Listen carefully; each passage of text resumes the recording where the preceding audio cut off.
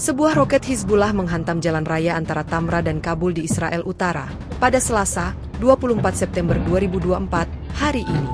Akibat insiden tersebut, warga di sekitar lokasi panik.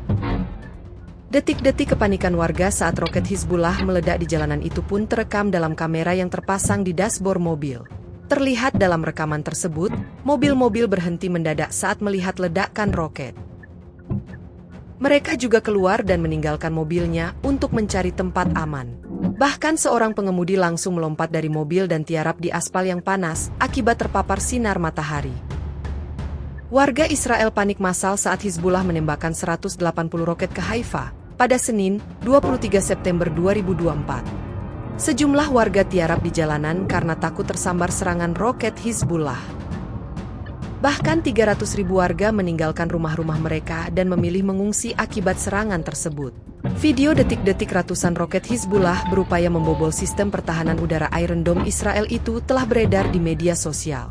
Dalam video, tampak langit Israel bergemuruh akibat serangan roket Hizbullah.